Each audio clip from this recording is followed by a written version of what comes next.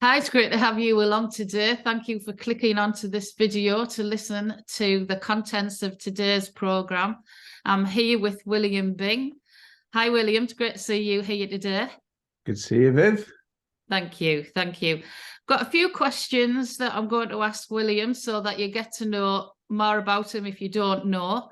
And I think we'll start, William, can you just tell people a little bit about yourself and how you became involved in Byng 24/7? Yeah. I live in Durham. I'm from down south originally, as you might be able to guess from the accent, but I've been here getting on for 40 years. So definitely 2/3 of my life in the Northeast. I've got married for lovely Karen. Got 6 kids who are amazing. 3 of them have properly moved out. They've got jobs and they got their own rent to pay. So that I think it counts as having moved out. And then there's 2 little ones at home all the time. Oh, they're getting bigger. One at university. And I love the Northeast. I stayed here because I kind of prefer it up here. And I just really blessed to live in the Northeast. Love the Northeast. Great. So how did you become involved in the Byng? So I think it really comes down to, it's a bit of a journey that I went on. So the quick version would be, I became a Christian when I was about 18, having totally messed myself up with a lethal combination of psychedelic drugs and the occult, and basically would have put myself into a mental home. It's where they want to put me. Had a total breakdown through having done that.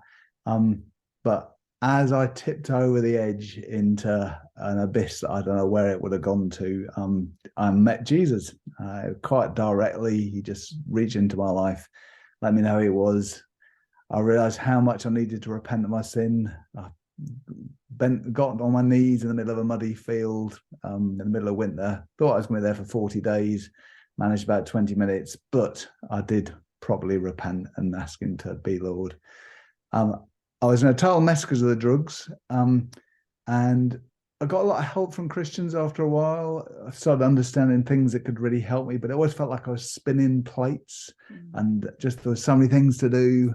And I remember being on the edge of this campsite in Wales at a Bible week, looking at these tornado jets flying down the valley and thinking, oh, I wish I was like that. I wish my life was like that. I feel like I First World War biplane with engine trouble.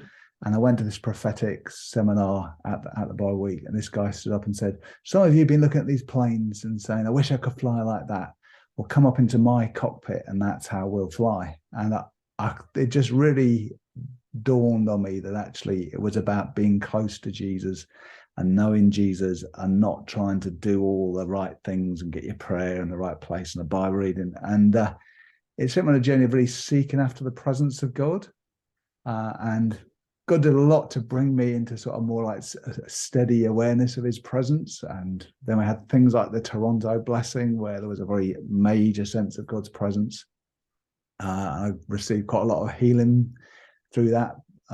But I was at work one day and I'd cottoned on to internet radio, which I think only really existed for a short period before the copyright laws got clamped down.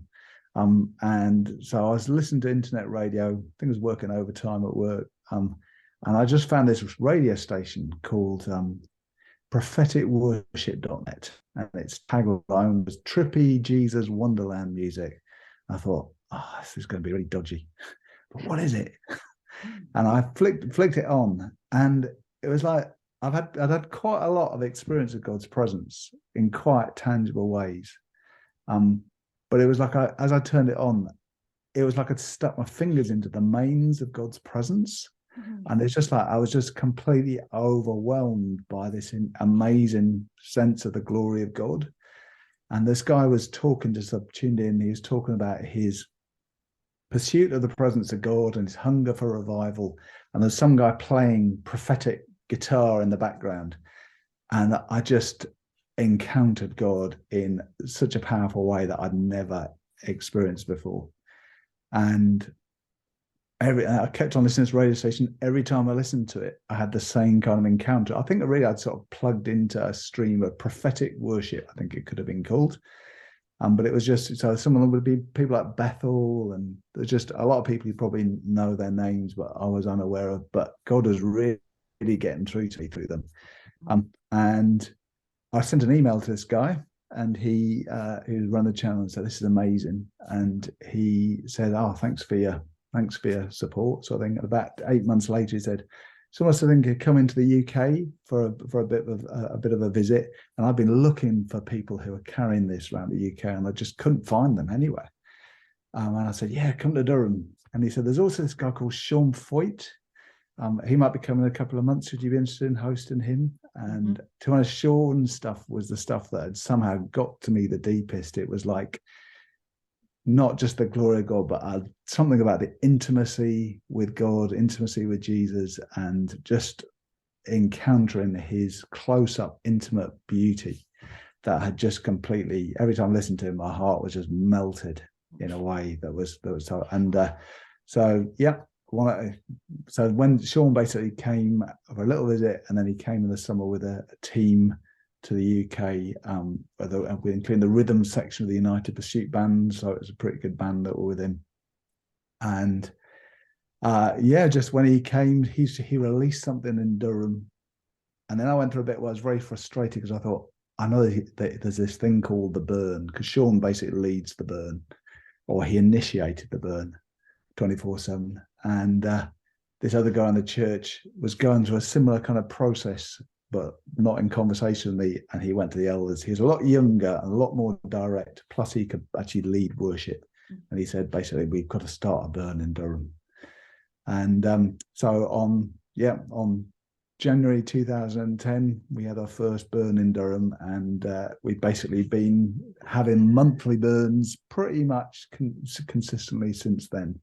And that's how we got started. It's a bit long, but basically it was a long journey, kind of knowing I was looking for something with more, really knowing the presence of God in a reality that I knew there must be more. And I think the burn is basically a facilitator of encountering the presence of God more deeply. Brilliant. Now, you've mentioned a couple of things there, and what we'll do is we'll put those websites in the section below. So we'll put Sean's details in there, and you talked about that one radio station, and we are so blessed that we can listen to any Christian radio station around the world now. So we'll put a few radio stations if people are interested in clicking on to different ones around the world. So the information will be there for you. So what exactly happens at a burn event? So it's really a way of bringing the whole church together. So it's not one particular church. It's we love it when we get worship leaders from lots of different churches, and we love it when lots of people from all sorts of different churches come. So one of my favorite things in early days of the burn is you look out in the room and you think, I actually have no idea where you guys come from church wise, and I don't care, because we're just doing one thing: we're worshiping Jesus. So during a burn, it's basically, if you imagine like passing the torch, the Olympic torch, or passing a baton, it's basically worship leaders will come and they will lead a set for an hour, possibly 2 hours. But usually at the moment we seem to be on the hour kind of sets. And they'll basically just lead us in worship. And then at the end of that hour, they will kind of hand over to the next guys. So ideally, it's a kind of seamless thing. In fact, the first time I saw a burn happening, I was really puzzled by the fact that the band was changing, but it says some bits in what's going on here. And then later found out that actually they just transitioned the whole band one by one. I don't think we do it quite as seamlessly in Durham, but that's basically the idea: is to have unbroken worship for as many hours as the burn goes. Sometimes burns can be as short as 4 hours, but we've had 100-hour burns, we've had week-long burns, mainly because I think we all know when we come to church on Sunday, we worship, and you might, whatever state you arrive in, usually after a bit, your heart starts warming up to God, and the almost like the presence of God starts becoming more real. And there's an interaction as we kind of encourage each other, and we come into God's presence. And by the end of that time, you're probably in a much better place than you were when you first came in, and much more aware of God's presence. And then just practicalities mean that, you know, there's the ministry of the word's really important. There's children's work. There's just like, you can't keep going maybe on a Sunday morning. But the question is, what would happen if you didn't stop? You know, that sense of process of actually coming more into God's presence and of finding your heart being changed. What happens if you don't stop that? And the great thing about a burn is that nobody has to come for the whole time. It's something that the whole church can do. So it's like together we make a place where God's presence can come and rest. And as a result of that, there's almost like a gradually, you know, those who wait on the Lord will rise on wings like eagles. There's a corporate rising on wings like eagles. And when you do that, some amazing things start to happen that you almost don't know what's going to happen before you start. But it's just making that space really for God to make himself real to people. And I think I can remember going to a burn down in London, which I think was a 100-hour one, and I had to go away for the night because my family were there. So I was there in the evening, and I came in the next day about midday. And as I came into the room, there was just someone just singing about a song about Jesus on the cross. And almost immediately, I was just completely overwhelmed by the magnitude.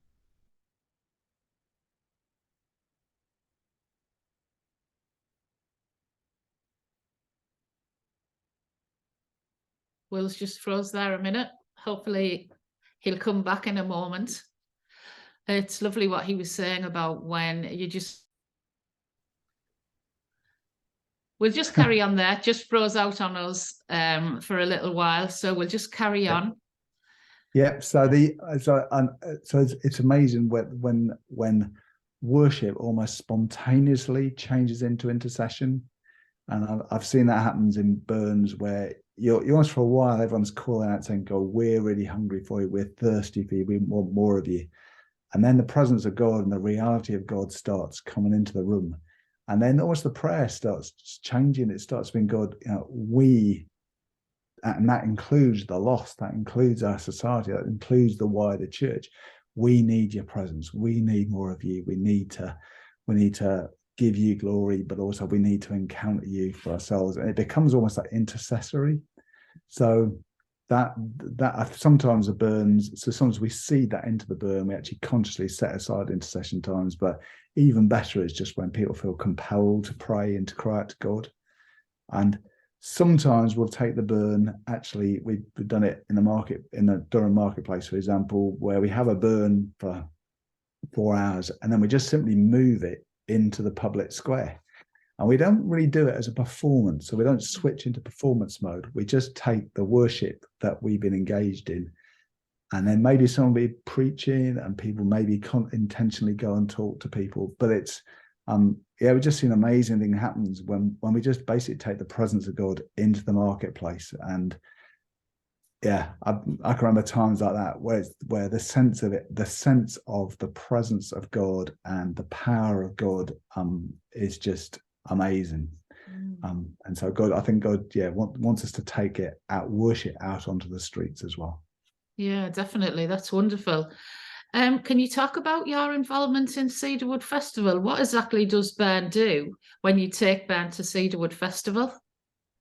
Yeah, so David Stretton Downs has got has done amazingly in battling through the sort of COVID seasons, many obstacles. But he's got this, he's got this perseverance that is quite remarkable. And he's basically got this festival going, which is going to be down at Hollybush this summer. And one of the things he wants to see happen is to have worship at the center of it. So we've basically got a tent with, I think it's called the 24/7 tent. Though Cedarwood doesn't last 7 days, but that's the heart, is to have a tent in the festival, which is basically a burn running during the course of the festival. So the burn and the Cedarwood, there's quite a lot of interaction going on there, and I'm looking after that tent, and yeah, just arranging for musicians to come and be there, ideally around the clock. Let's see what we can manage. But basically to have worship day and night in a prayer tent in the middle of the festival. Again, we'll put the details of the festival underneath this video. It's July 14th to 16th this year. And as Will said, we hope for the band to be running for 3 days. So there's a lovely space there where you can just take yourself away from all the noise of the festival, take yourself into the band tent. It's often joyful, there's joyful worship there, and at times there's very quiet worship there. So it's a lovely space to go into and be a part of. Right. So what's your vision for the Northeast where Burn's concerned? You talked about Durham, and what's your vision? So yeah, one of the things we found that was quite exciting when we first started having the burn, and was that we'd sort of look around, and as we started to realize who was there, we'd find out, like, well, I'd say half the people were coming from Teesside and half at Tyneside. I mean, there definitely were people there from Durham, but there was an awful lot of people coming from the wider area. And so it was really a question of, an obvious question is, should we go, do we take the burn outside of Durham? There was really a challenge of that, because that meant we wouldn't have it in one place every month. And, you know, you want to keep a fire going in at home as well. But had a very sort of clear picture, almost like a vision of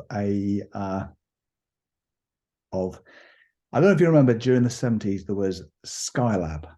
And there was a point where the Americans and the Russians basically met in space.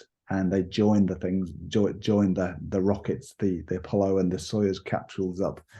And I saw something which looked very like a Russian space rocket, basically, but it had an American space rocket. But on the side, it had the word Soyuz, which was the Russian one. And I then saw this thing unfold, which was almost like that turned into Skylab, which is a joint venture, and that turned into the International Space Station. And God started to speak to me about the fact that he had this platform in the heavenlies for intercession and prayer and worship, but it was made up of lots of different modules all stuck together. And that really spoke to us about the fact that we needed to collaborate with other people, but it wasn't just for one place. So we basically, as a result of that, we started having burns on Teesside and on Tyneside, especially at Whitley Bay. And the result of that was that burns started on Tyneside and on Teesside, and then another one started in Newcastle. And so the history there is that the goal wants to spread this around all the places. And there are actually quite a few other burns. There's about 30 burns in the country, and there's about 250 or so, maybe worldwide, in all sorts of different countries. But the heart of it is really collaboration to make a place for God's presence to dwell. And so when you say vision for the Northeast Burn, I think it's, in a way, it's a vision for the Northeast Church. I think our heart is that we just really want to see unity as a very important byproduct of the main thing that we want to do, which is to make a place for God's people to seek his presence together. And we want to see that overflow into revival and into just fires being lit all over the place. And in a way, it doesn't really matter if it's the burn. And over the last 20 years, you know, we all know about IHOP, International House of Prayer, and how they've been going 24 hours a day for about 21 years now, I guess. And then 24/7 prayer, starting incredibly almost exactly the same time, major thing, which is stirring people to day and night prayer. So we just really want to be a part of that same flow that God's clearly got on his heart for the church, to be engaged within 24/7, and to do what we can't do individually. No, none of us can really sustain 24/7 prayer, because we need to sleep, we got jobs, but we can do something if we do it together. And so we just want to be a part of catalyzing that for the wider church, and basically to see the church becoming more and more the house of prayer for all nations that Jesus said we'd be. I remember in the early 80s, There was a big movement up in the northeast, churches together. I don't know whether that happened nationally, but definitely in the northeast, all the denominations were getting together to pray. And I remember Evelyn Underwood coming, and she had a vision that there was going to be fires lit all over the northeast. And then we heard of other people who were having dreams, the same thing, all these fires being lit. And I think there was a monk as well who'd mentioned this as well. And it's amazing now to hear, you know, what about Byng and what you're involved in, and the way Cedarwood Festival has sprung out of prayer, because there's about 4 or 5 years of preparation in prayer before that's really come to the fore. And now we're seeing a lot of prayer meetings coming up all together, praying specifically for revival. So that's very interesting, isn't it? That's starting to sprout and come to the surface as well. Yeah, I mean, definitely. I'm just thinking in Durham of the sort of there's a lady called Shoned who's very closely connected with the Burn in Durham, who's taken some time out, and she's particularly working with students, and hearing of the sort of the prayer meetings that are happening among students and their sort of hunger to seek God together. I mean, I know another similar sort of thing is that some of those same students, it's almost like from that kind of place of prayer, they've been inspired during Lent. They'll be down there in an hour in the marketplace every day during Lent. They're going to be worshipping publicly in the marketplace. Well, I think they'll be preaching sometimes as well, and so there's a real sort of fire in that generation, and that's starting to grow. And that's quite interesting. I mean, I find very interesting that what's happened in Asbury, I suppose most of us will know about what's happening out in America and how that's starting to spread, particularly among the Gen Z kind of generation. And I find it very, very encouraging that is that manifests as 24/7 worship. That's what when people are having this encounter of a revival, that the heart is, we want to worship, and yet it needs to become more than that, and how to start getting that outward thing, but starting in the place of it's a bit like the Moravians during the I'm going to not say what century, pre-Wesley, so probably that's the 17th century. But just how they were captivated by a need to have a permanent prayer, sort of 24/7 prayer, and then that led them to become the biggest missionary push and fire from a missionary push that happened in the following century. So that prayer and that pursuit of God in worship overflowed into amazing evangelism and mission. So and triggered Wesley into his, as I know you've come from a Methodist background, and just that all the roots that basically in that kind of 24/7 worship and prayer. So I guess that's what we want to see happen ultimately. Yeah, it is. It's really exciting times. You know, the church has been trying so hard to get more youth into the churches for decades, and it hasn't happened the way that we'd hoped it would. But now, you know, as you mentioned, the Asbury outpouring, they weren't letting anybody under 25 into those services, you know, by the end. And it seems that there's as you say, there's a real hunger coming from that younger generation. And they're just straight out on the streets, straight into evangelism, straight into prayer. You know, the hunger is taking them very quickly to the places, into the marketplace, in different places. And it's just wonderful to see that happening, isn't it? Yeah, amazing. Yeah.